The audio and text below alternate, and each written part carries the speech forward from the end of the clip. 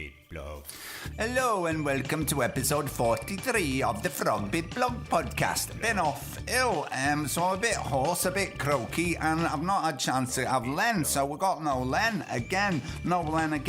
But I do talk about the Davos conference that's been going on in Switzerland, and I've also got my usual features delivered in a horsey fashion, a horsey voice, not a horsey fashion. Listen on. Frogbitblog. The frogbitblog. Yeah, so if you've probably noticed, I've missed a couple of episodes just because I've not been well. I've had proper flu. Me and Mary have been proper ill with proper flu, I tell you. And I know I've been talking a lot about all this guided psilocybin trips recently and stuff, but that's illegal. So if you don't want to break the law, just get yourself flu, because it was like a 5-day bad acid trip, all sorts of weird dreams and waking dreams and all very surreal. So try it. It's legal. I fully recommend it, and you get a week and a half off work. Go for it. The frogbitblog. So what's been happening? Well, the Chinese, they sent up a rocket to the dark side of the moon, didn't they? And they managed to grow the first plant on the moon. They grew a few, and they grew some for food, and they didn't survive, but the cotton plant, funnily enough, did, which is great, because even if we all start living on the moon and growing their own food, they'd starve to death, but they'd have some lovely shirts. Anyway, this cotton plant died soon after because the moon at night time was really, really cold, and they weren't expecting it to be cold.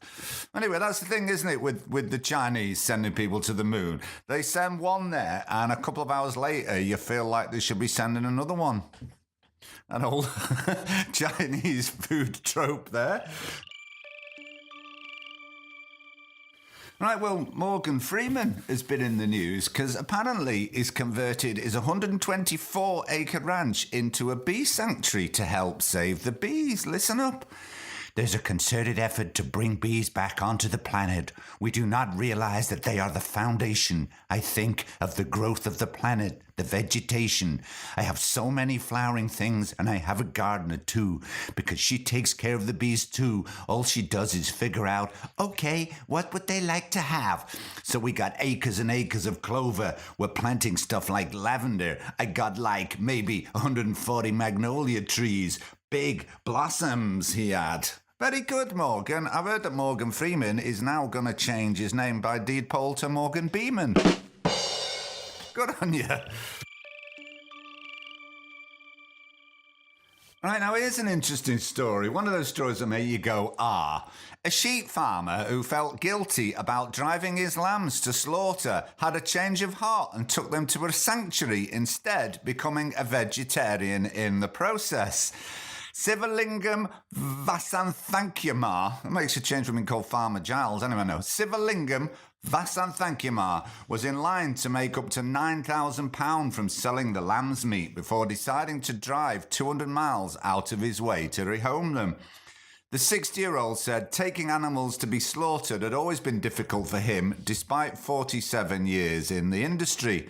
Mr. Vasanthakumar, who began his career working on his parents' dairy farm in Sri Lanka, drove from Cornworthy in Devon to the Good Heart Animal Sanctuaries near Kidderminster to give the lambs a new start. Oh, a lamb sanctuary called Kidderminster. And anyway, he said the main reason was because I didn't like to see them being killed. I'm sure he didn't have this accent, but I'm going with it anyway. It was a very emotional time. I would have to watch all the animals I raised lined up for slaughter.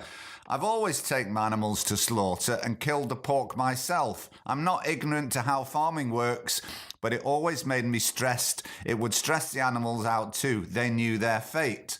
For the last 3 months, I was getting a batch ready to go, and I decided I couldn't do it anymore.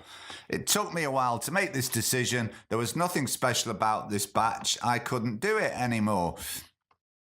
And he said the attitude towards animals in the agricultural trade in Sri Lanka was different. All animals were our pets. They provided our livelihood, but they were still pets to us. We knew all of the cattle. I used to eat lamb, but not anymore. I'm a vegetarian now. I'll still be farming and I'll grow vegetables. It was a difficult decision to make, but the right one. Mr. Vasanthakumar said he would no longer raise animals for slaughter. He still keeps some cattle, which are free to roam and just dick about on his land. I added that bit, which is lovely, isn't it? And apparently he's not the only farmer to do this kind of reversal. In 2017, Jay Wild, a Bradley Nook in Derbyshire, took his cattle to a sanctuary and decided to become a vegan farmer. And there's a film about it, which I've not heard of, but it might be worth seeing. The film telling his story, 73 Cows, has been nominated for a BAFTA. In the US, an Illinois-based charity, Free From Harm, has gathered tales of many farmers who have had epiphanies and switched to veganism. Well, good on them. The frogbitblog. Now, there seems to be something to do with being married to Paul McCartney that makes you go all veggie and hippie. Because, of course, there was the wonderful Linda McCartney, who sadly died a few years back, and she ended up doing a whole range of veggie food. In fact, we had some of her stuff at the weekend. It was vegetarian hoisin duck meal kit, and it was really lovely. And I do eat her sausage sometimes. Why did that sound wrong? Anyway, now, Paul's last wife, Heather Mills, they got divorced, but she's at it as well, and she's doing it up here in the northeast near me. A former crisp factory in the northeast of England will be turned into Britain's biggest vegan food producer, creating 500 jobs in the area, according to its owner, Heather Mills. V-Bites in County Durham will take over a former Walker's factory and turn protein from seaweed, peas and other plants into substitutes for beef, chicken, pork, salmon and tuna. She told the BBC it was going to be the biggest factory of its kind in the UK. And also she's trying to buy another one in Seaton Delaval in Northumberland, which is going to be the fourth factory, which is really interesting. Good on you, Heather. And she's making protein from seaweed, and she's married to an ex-Beatle. So, yeah, remember, kelp. I need some bloody kelp. Not just any. You get it. You get the idea. But interestingly, it's funny, isn't it? It's funny witnessing this cultural shift right here now. This move towards veganism and vegetarianism, flexitarianism. And me and Mary both off ill for a week. And last Friday we didn't want to cook, so we decided to order a takeout, which is a very rare event for us. I think we've done it about 3 times in the 6 years. We've lived in this new place, in this new area. And there's a Cantonese in the village. So we had a look at their new menu that came through the door. And there's a whole new vegan section. And this is a little village in the middle of nowhere, full of old people. Not the sort of place that you associate with radical veganism. But yeah, there on the menu was a whole vegan section. There was vegan chicken, vegan duck, and I think it was vegan fish option. So we tried the vegan chicken. And it was like battered sort of protein. It was a bit like corn, but it wasn't corn. Now, presumably, all these Chinese wholesalers are now stocking this kind of vegetable protein. And it was great. It's great that there's options like this on the menu for meat eaters to try and maybe sort of cut down on the amount of meat they eat, amount of meat they eat. So yeah, the world's elites have been meeting at Davos, haven't they, to pay lip service to the problems facing the world. And it took a 15-year-old schoolgirl to show them up. Now, I'm sure you've all heard of her now, Greta Thunberg. She's popping up all over the place recently to talk about the threat of climate change. And it is great to see young people getting angry and rising up and going on strike and doing all sorts of actions to highlight the issues of climate change. And she got a train all the way from Sweden to keep her carbon footprint low. Anyway, this is what she said. I was going to imitate her with a daft accent, but I think she deserved respect, so I'm actually just going to play you an excerpt from the speech that she did. So this isn't actually me pretending to be a 15-year-old girl. I just saved that for the weekends. No, anyway, this is her, Greta Thunberg. This is what she said. I am here to say our house is on fire. According to the IPCC, we are less than 12 years away from not being able to undo our mistakes. At places like Davos, people like to tell success stories, but their financial success has come with an unthinkable price tag. And on climate change, we have to acknowledge that we have failed. All political movements in their present form have done so. And the media has failed to create broad public awareness. But Homo sapiens have not yet failed. Yes, we are failing, but there is still time to turn everything around. We can still fix this. We still have everything in our own hands. Now is the time to speak clearly. Solving the climate crisis is the greatest and most complex challenge that Homo sapiens have ever faced. The main solution, however, is so simple that even a small child can understand it. We have to stop the emissions of greenhouse gases. And either we do that or we don't. You say nothing in life is black or white, but that is a lie, a very dangerous lie. Either we prevent a 1.5 degree of warming or we don't.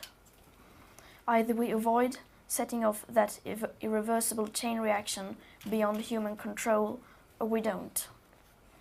Either we choose to go on as a civilization or we don't.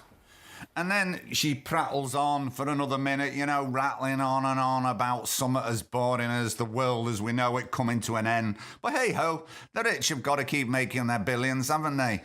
I mean, what is that about? No one needs billions. No one needs to be a billionaire. It's more than them or their families could ever spend. But they seem to have this need to keep on going and doing it, whilst all the time paying their workers shit wages, which are hardly enough to live on.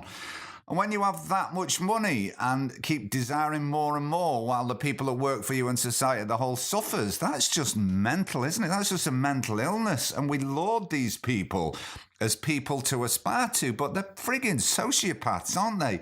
Just like I said the other week about a lot of the politicians that try and lead us, they're sociopaths. Not all of them. I don't want to put all politicians in the same bracket, because there are some good ones out there that generally want to change the world for better. So not all of them.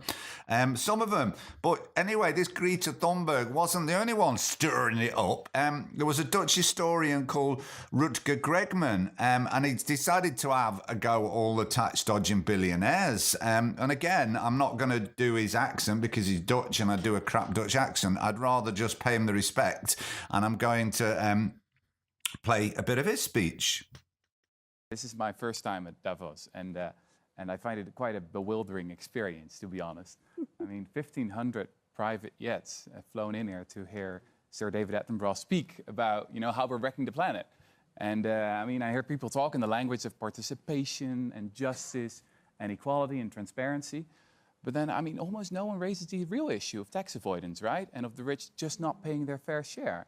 I mean, it feels like I'm at a firefighters conference and no one's allowed to speak about water. I mean, this is not rocket science. Mm-hmm. I mean, we can talk for a very long time about all these stupid philanthropy schemes. We can invite Bono once more, but come on, we got to be talking about taxes. Yeah, exactly. That's it, taxes, taxes, taxes. All the rest is bullshit, in my opinion. I can actually... And that's great, isn't it? And it is about time someone called them out. And there are signs, aren't there, of a sea change, a realization that this corporatocracy, you know, that the rich have seen their wealth grow by 6,000% since the 80s, while the rest of us have seen ours stagnate. This neoliberalism, which has not only seen extremes of wealth and poverty grow larger than ever, but it's a system that is unable to deal with the threat of climate change. But over in America, you've got, you know, Alexandria Ocasio-Cortez, who's stirring things up, proposing higher tax rates for billionaires and proposing a Green New Deal as a way of retooling the economy to meet the needs and becoming a low-carbon economy.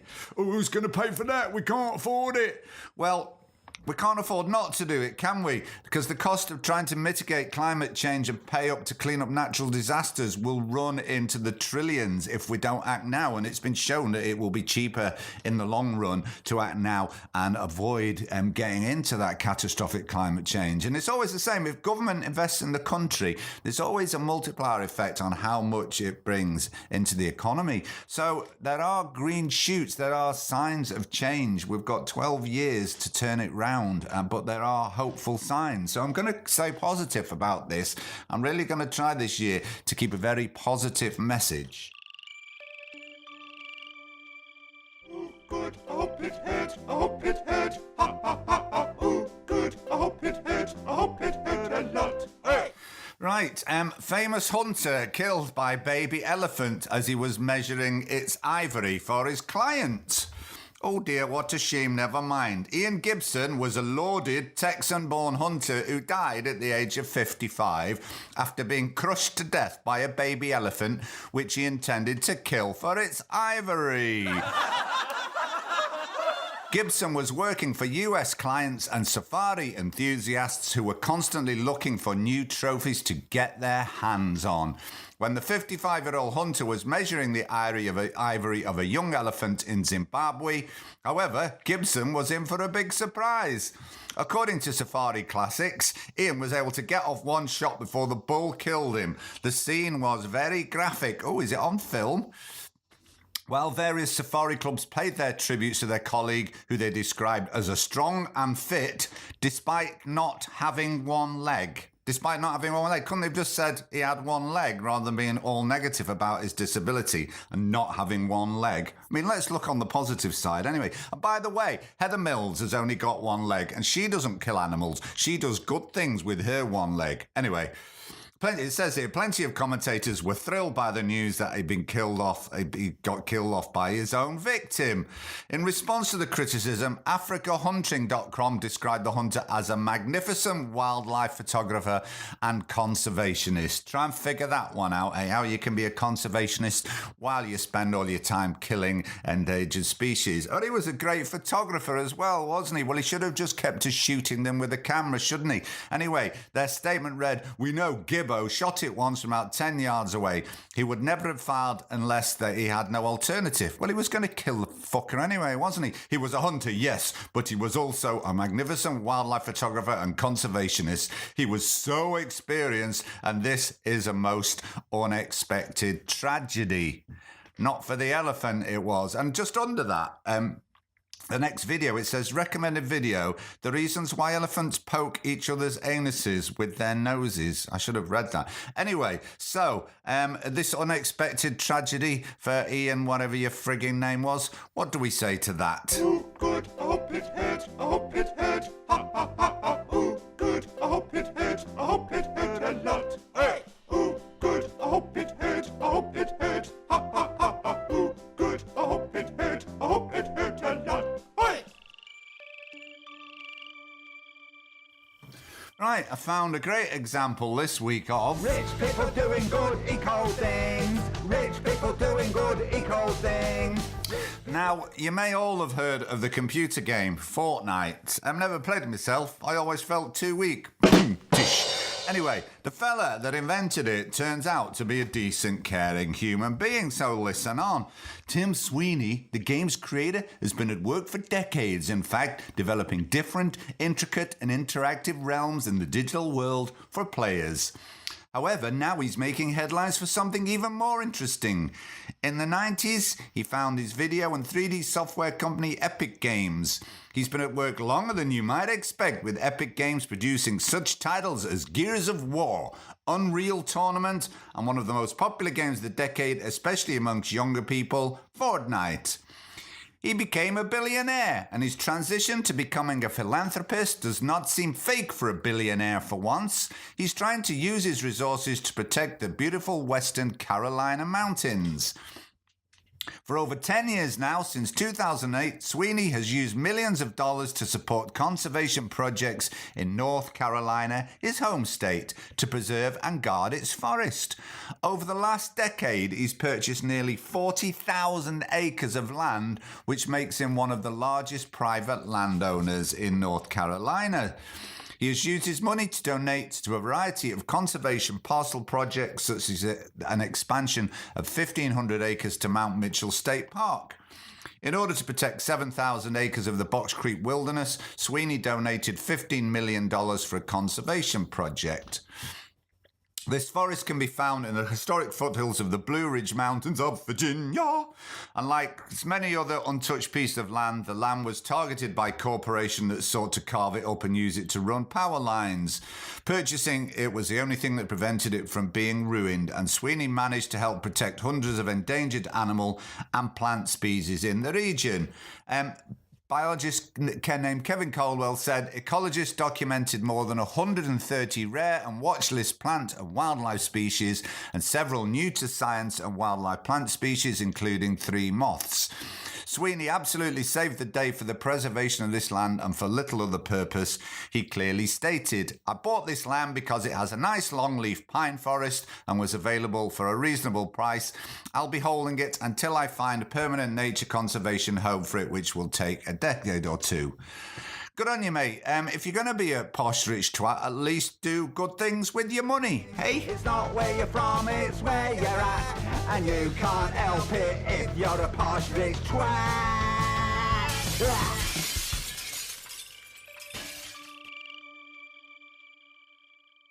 Right, well, I've just finished reading the book I talked about last episode called How to Change Your Mind, The New Science of Psychedelics, by a bloke called Michael Pollan. If you remember, I told you last time he's the author of several books, but became interested in the whole psychedelic phenomena when he wrote an article in the New Yorker a few years back about terminal cancer patients being given LSD to cope with the fear of death. And he researched it and then ended up writing a whole book about the history of psilocybin and LSD, etc. And he ended up taking several trips himself, all in the name of immersing himself in the subject matter, you understand. Yeah, right. Anyway, so while I was ill, I've been reading this book and I finished it. And what did I learn? Well, apparently societies have been taking psychedelic substances for at least 7,000 years. And the only societies not to have access to a psychedelic plant or a fungus are the Inuit people. Poor sods. They just build igloos, don't they? And fish. But they don't build fish. I mean, I'm sorry, I was just a complete sort of generalization there, but anyway, it was first synthesized after the war by a company called Sandoz, a Swiss company, and it was discovered by Abby Hoffman, and they didn't know what to do with it when they made this LSD, so they basically gave it away to all kinds of researchers to try and find a use for it. And quite a lot of it ended up in psychiatric research. Some ended up in the hands of the CIA that tried to do bad things with it, like to see if they could give it to people as a truth serum or give it to foreign leaders that they didn't agree with to make dicks of themselves. So the CIA ended up getting some, and other stuff ended up in the hands of young people who went mental with it. Anyway, so throughout the 50s and 60s, there was a lot of research going all over the world with amazing results, and there were some interesting characters that arose from this. There's a multimillionaire called Al Hubbard who actually started giving it out to influential people, to the elites, as he thought if you could convince the elites of its worth, then it would eventually become acceptable for us all to try.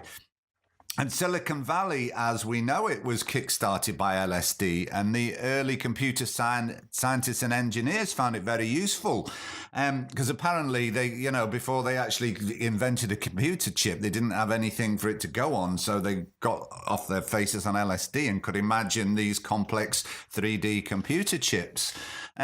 So Silicon Valley basically is built on the workings of LSD, but it was also used to treat depression, alcoholism and addiction with very positive results. And the actor Cary Grant was a big advocate of it, and he took over 50 LSD trips in the 50s and 60s.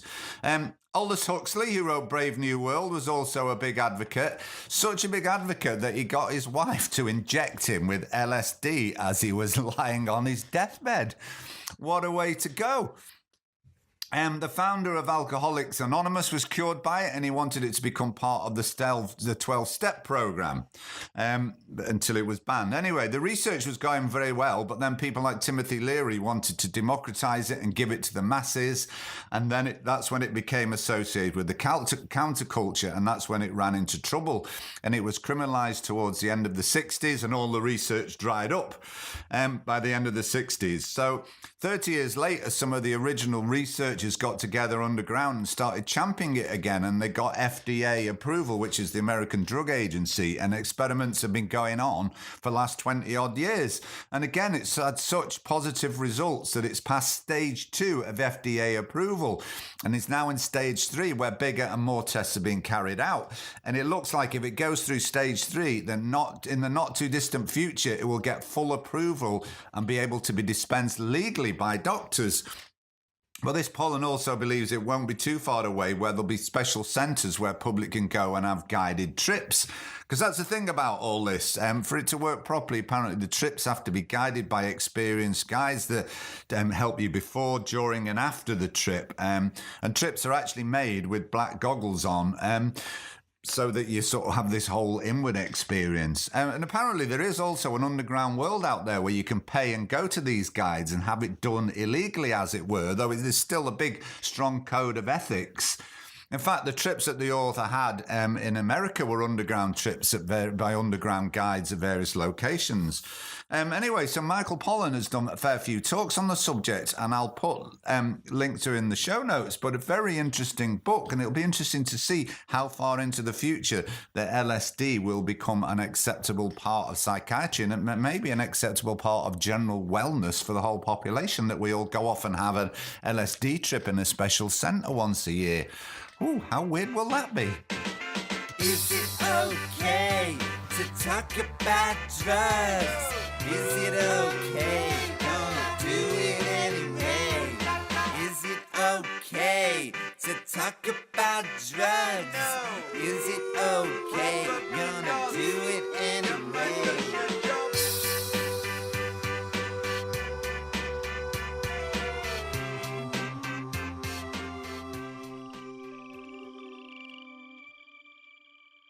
Now that leads me nicely on to this bit where we look into In the deepest secrets of our souls.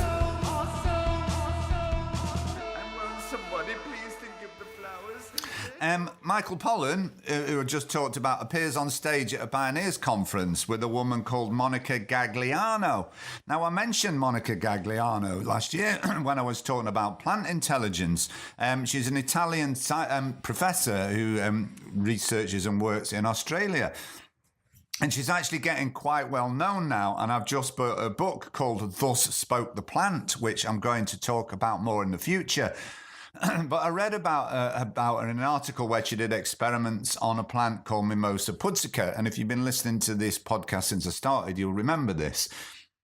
And it's a plant that curls up whenever you touch it. So she created some experiments with the plant where she showed that they quickly learn behavior. And not only that, they remember the learned behavior for months afterwards.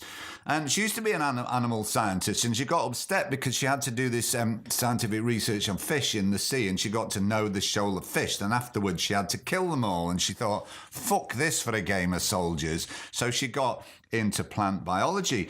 And she's becoming a bit of a hero of mine, and she's one of those people I credit with my change from being, because I was a scientific materialist, I think, to believing in the conscious universe, you know, the idea that everything has a basic intelligence. And again, I'll put links to one of her talks in the show notes. And she's a fascinating and intelligent and charismatic person who's one of a number of people trying to change the way that we perceive the world and trying to broaden the parameters of the scientific materialist and reductionist approach. What do I mean by that? Well, we know that plants learn and remember things, and a scientific materialist and reduction approach will be to cut the plants up to find out where the memory resides, and they cut it up and oh, it must be in there somewhere. Oh no, it's not here. And I know we've got to be a bit careful here not to come across as anti-scientific, because I'm certainly not that, but it seems there is room for challenging the parameters and the paradigms for the way that science approaches nature and the universe and universal consciousness and that sort of thing. And she is one of the people at the forefront. So Monica Gagliano, I'll put her in the show notes. Listen to one of her speeches. She's absolutely great. Won't somebody please think of the flowers? You know that they have feelings just like ours. Has someone just turned on all the rainbows? Frog Bit Blog. Now, a while back, I did a little piece about anti-gay people. Yep, those really strong anti-gay people who, guess what, turn out to be gay. You can usually spot them, can't you? Well, there's been a few in the news recently, so I thought I'd just mention it.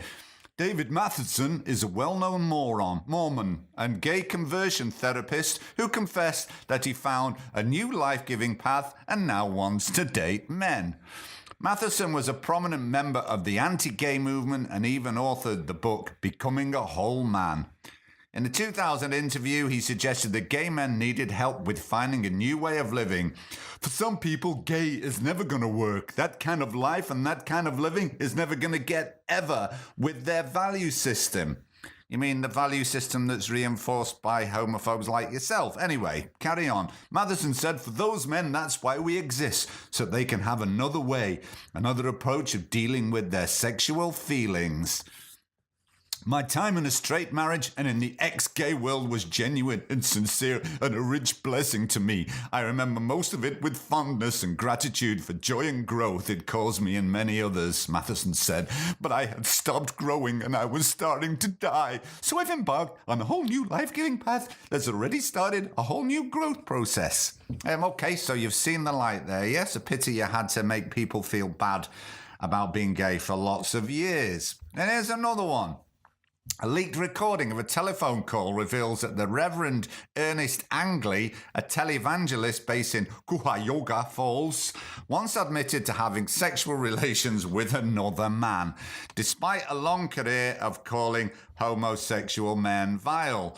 And there's a lawsuit filed against him by the Reverend Brock Miller, a former pastor at Angley's Grace Cathedral, who is alleging that he suffered years of sexual abuse at Angley's hands.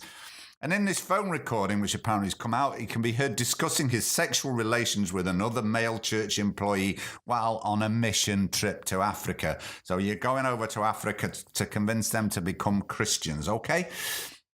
In a 1995 book, Angley condemned homosexuality by calling it vile before God. It will send souls to hell. Yeah, right, okay. I got this actually from an online magazine called QWERTY. You know, like QWERTY, the keyboard thing, QWERTY. But it's called QWERTY. Some interesting names, don't they? I remember doing some research a while back, and there's a gay radio station, I don't know if you've heard of it, gay radio station called Gaydio. Okay? Gay radio, Gaydio, QWERTY. Anyway. It goes on to say, while regularly preaching that homosexuality is a sin and potentially inflicting real damage on the queer youth whose parents subjected them to Angley's rambling, it turns out he was having gay sex on the side. Surprise, surprise. And here's another one, although it's not a gay thing. I just read also there's in the news recently some 5-year-old white fella with a MAGA hat and a gun turns up at a library and starts threatening people because there are some trans people reading stories to children. So a man gets that angry about trans people that he turns up with a gun in a library. I think we should check out his wardrobe for some Laura Ashley or something, don't you? We shouldn't, it's like we should say to these people, look, it's okay being gay or trans or whatever, come and live amongst progressives and we won't judge you. You can be however you want to be. Anyone can be how they want to be as long as you're not hurting anybody else. It's because you're still living amongst all those fundamentalist, judgmental Christians, those unforgiving Christians. Oh, the irony that fundamentalist Christians who are least forgiving. Get yourself away from those weirdos and come and live with the progressive liberals and be as gay as you want to be so that you can then stop shouting at other people and making young people feel guilty as they grow up about being gay. There is no need to shout. Just come out. Okay, end of message. Now, I've just played that back, and it sounds like I said a 5-year-old in a MAGA hat. Well, I actually said a 55-year-old, all right, but it did sound like a 5-year-old. A 5-year-old in a MAGA hat with a gun would be a bit strange. It wouldn't be completely unusual in America, but it was definitely a 55-year-old, okay? That's all we've got time for. Thanks for listening. I hope I'll be back on form next week. I feel like I've been losing my voice on this one. Not next week, fortnightly. I usually do this fortnightly, and hopefully we'll have Len back to to bring some sanity to the proceedings. But I hope you've enjoyed it anyway, and thank you very much for listening. Bye. Blog. From BitBlog. From BitBlog. From BitBlog. From BitBlog.